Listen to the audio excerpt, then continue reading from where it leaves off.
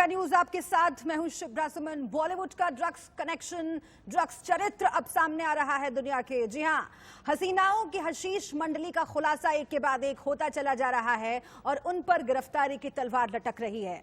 गोवा में दीपिका घबराई हुई हैं, लेकिन मुंबई के कोलाबा में एनसीबी गेस्ट हाउस को दीपिका, सिमोन, रकुलप्रीत का इंतजार है, जबकि सारा और श्रद्धा के लिए एनसीबी जोनल ऑफिस तैयार है।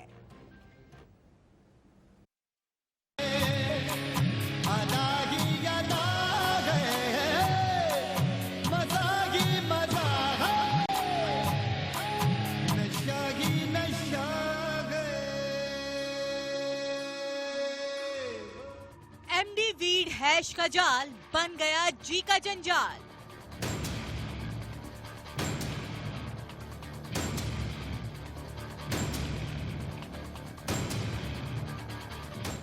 मशहूर दीपिका के माल की कहानी, मस्तानी हो गई ड्रग्स की दीवानी।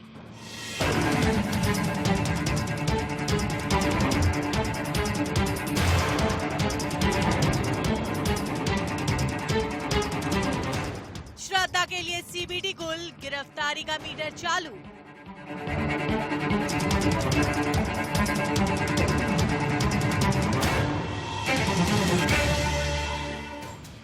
सारा के कश का कसूर, सारा बॉलीवुड क्या है बेकसूर।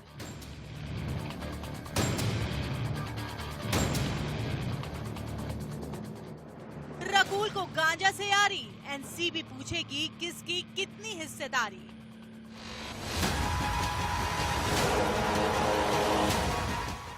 रकुल, श्रद्धा, दीपिका, एनसीबी उतारेगी सारा नशा।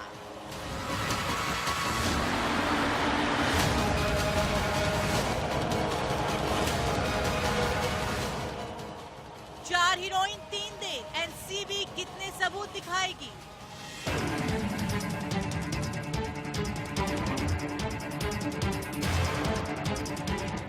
ड्रग्स से यारी, होगी सभी की गिरफ्तारी।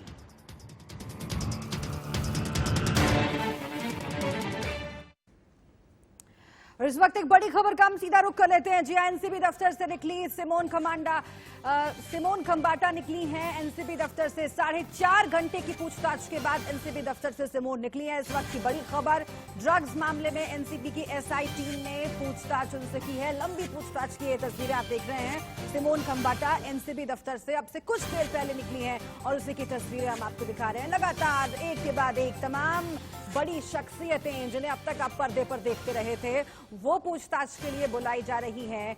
और 72 घंटे में एनसीबी ने 7 सेलिब्रिटीज, 7 चेहरों पर शिकंजा कसा है और उन सबसे पूछताछ के लिए लगातार समन्स भेजे जा रहे हैं। दीपिका पादुकोण से पूछताछ होनी है।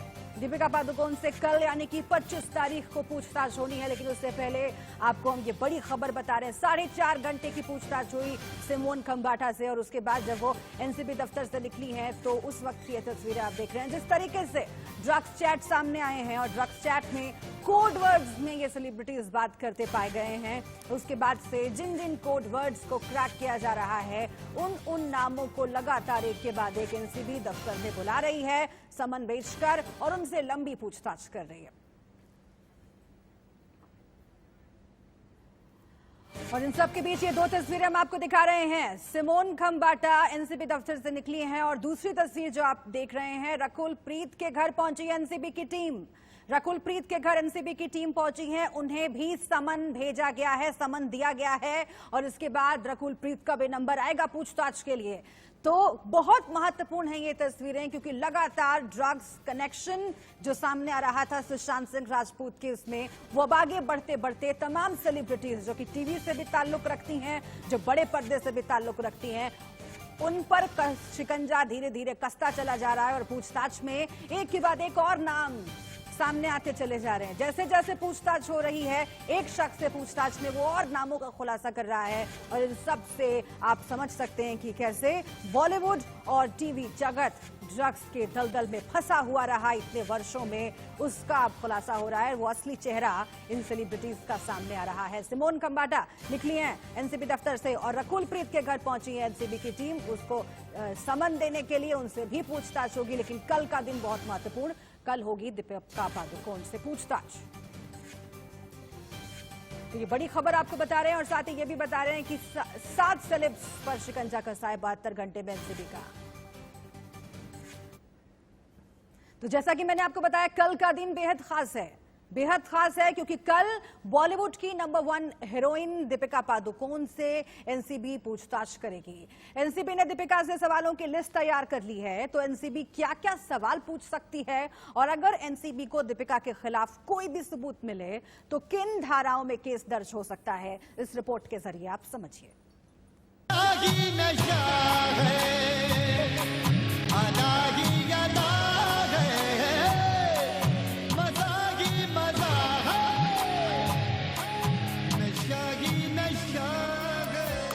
बॉलीवुड इंडस्ट्री की नंबर 1 हीरोइन, एडवर्टाइजमेंट की दुनिया की बादशाह, कमाई में बॉलीवुड के खान से भी आगे, बॉलीवुड से लेकर हॉलीवुड तक में नाम,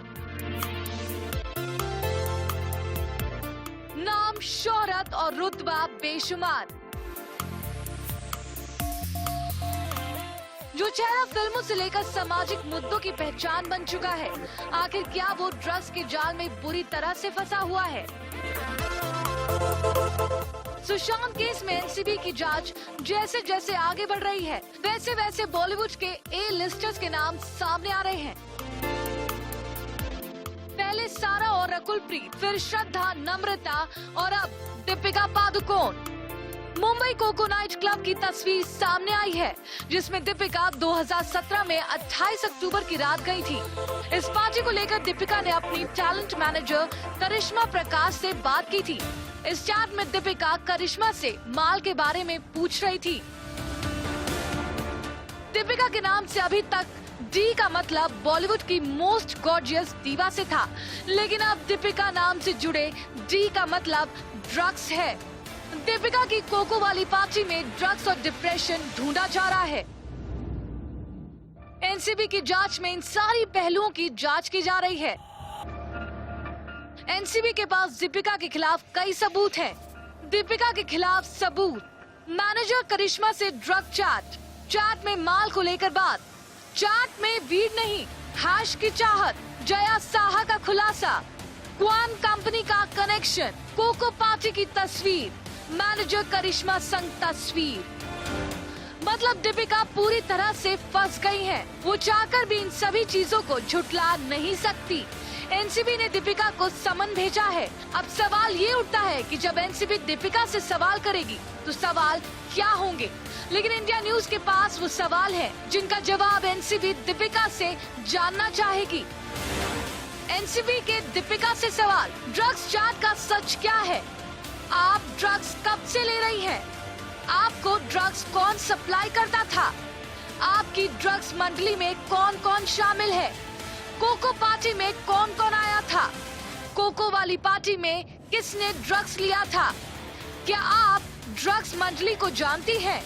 अगर आप ड्रग्स मंडली के बारे में जानती हैं तो क्या आपने किससे ड्रग्स मंगवाया, किसको बेचा, किसकी कमाई हुई? दीपिका अगर ड्रग्स लेने और देने की आरोपी साबित होती है तो एनसीबी किन किन धाराओं में केस दर्ज कर सकती है, आप वो भी जान लीजिए। किन धाराओं में फंस सकती है दीपिका? सेक्शन 8C, प्रतिबंधित चीज खरीदना और इस्तेमाल करना। सेक्शन 20B2, ड्रग्स बनाना, रखना, बेचना, खरीदना या इस्तेमाल करते पाए जाना। सेक्शन 27A, प्रतिबंधित ड्रग्स से जुड़े एक्टिविटी को बढ़ावा देना। NDPS act. दीपिका पादुकोण का ड्रग्स की दुनिया से नाम जुड़ने के बाद उनके कई पुराने वीडियो वायरल हो रहे हैं। दीपिका का ये वीडियो जून 2018 का है। इसका इस ताजे मामले से कोई लेना देना नहीं है, लेकिन एनसीबी के खुलासे के बाद दीपिका के अलग अलग वीडियो को खंगाला जा रहा है। दीपिका से एनसीबी पूछताछ करेगी, लेकिन उससे पहले एनसीबी अपनी पूरी तैयारी कर लेना चाहती है। वो दीपिका के हर वो पुराने वीडियो, हर चैट और दीपिका की हिस्ट्री को खंगाल लेना चाहती है, जिससे जब दीपिका एनसीबी के सामने हाजिर हो तो कहीं भी पैच ना रहे। निष्ठा के साथ स्वाति और वर्षा राय, इंडिया न्यूज। और एक और अभिनेत्री है जिन पर एक एक करके शिकंजा कसता जा रहा है। इस वक्त की बड़ी खबर आपको बता रहे, सारा अली खान गोवा से मुंबई रवाना हो चुकी हैं। सारा से 26 सितंबर को यानी कि परसों एनसीबी पूछताछ करने वाली है और इस बीच वो गोवा से मुंबई रवाना हो चुकी हैं। ड्रग्स मामले में एनसीबी ने सारा को भी समन भेजा है। रिया से पूछताछ में सारा अली खान का नाम सामने आया था। तो इस वक्त की बड़ी खबर हम आपको बता रहे हैं, सारा अली खान अभिनेत्री सैफ अली खान की बेटी, वो निकल चुकी हैं गोवा से मुंबई निकल चुकी हैं। अभिषेक का हम सीधा रुख कर लेते हैं। अभिषेक, परसों यानी कि 26 तारीख को पूछताछ होने वाली है सारा अली खान से और ये कनेक्शन एक एक करके जुड़ता जा रहा है, क्योंकि जब श्रद्धा कपूर की बात आ रही है, सारा अली खान की बात आ रही है, दीपिका पादुकोण से कल पूछताछ होने वाली है। ऐसे में सारा को लेकर जो इन्फॉर्मेशन मिल रही है और तस्वीरें भी हम देख रहे हैं, क्या जानकारी फिलहाल मिल रही है? सारा अली खान ने क्या आगे की स्ट्रेटजी पर भी बात की है अपने वकीलों से?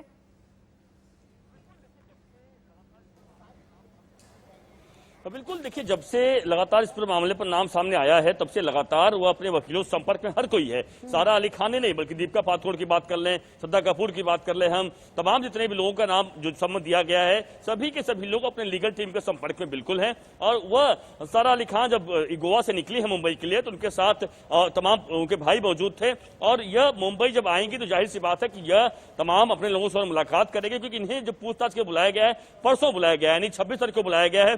कल दीपिका को बुलाया गया पूछताछ के लिए, रकुल प्रीत को बुलाया गया पूछताछ के लिए, लेकिन परसों के लिए तैयारी बिल्कुल इनकी है। और जाहिर देखिए, यह बात तो साफ हो चुकी है कि जिस तरीके से पूरे केस में इनका नाम सामने आया हुआ है और सारा अली खान का नाम शुरू से आ रहा है, और यह रिया ने नाम तो लिया ही लिया था, लेकिन तमाम अन्य लोग जो और ड्रग पेडलर्स की बात करें या जो और गिरफ्तार हुए हैं, उन लोगों ने भी सारा का नाम लिया था। क्योंकि जब केदारनाथ की शूटिंग हुई थी उस दौरान भारी संख्या में इन्होंने ड्रग का सेवन। रकुल प्रीत के घर पहुंची एनसीबी की टीम, वहां से क्या अपडेट मिल रही है? क्या निकल चुकी है वहां से एनसीबी की टीम?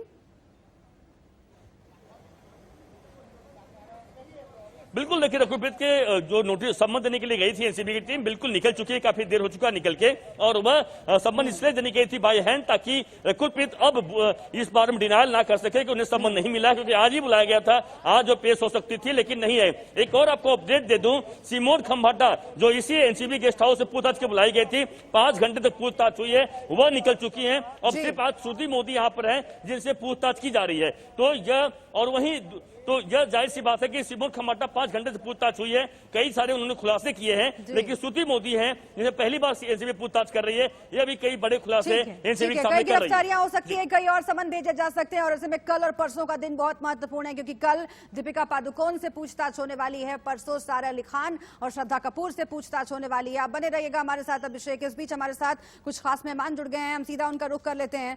हमारे साथ पायल रोहतगी जुड़ी हुई हैं, अभिनेत्री हैं, और उसके साथ ही सुनील शुक्ला हमारे साथ जुड़ गए हैं, सुशांत सिंह राजपूत के दोस्त हैं।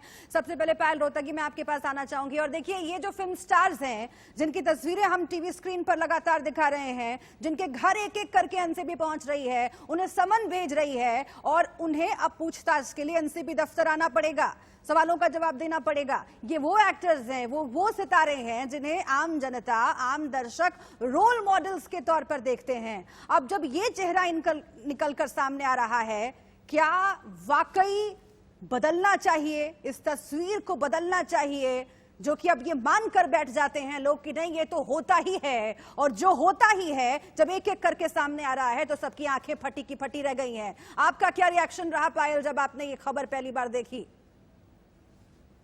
रहा कि okay, this is also happening and it is good कि ये हो रहा है, क्योंकि भारत के अंदर बॉलीवुड के जितने भी ए ग्रेड एक्टर्स हैं, वो समझते हैं कि उन्होंने जितना पैसा कमाया वो पैसे कुछ भी कर्म कर सकते हैं and they will get away with that. Is not going to be proven, क्योंकि ये बॉलीवुड संविधान की बात करता है, बॉलीवुड न्याय की बात करता है, यही बॉलीवुड कहता है कि the law of the land should be above everything. तो the law of the land says that drug consumption is illegal, and अगर इनका नाम ड्रग चैट्स पे है जो पब्लिक डोमेन में है, then they have to explain that what is their drug chats.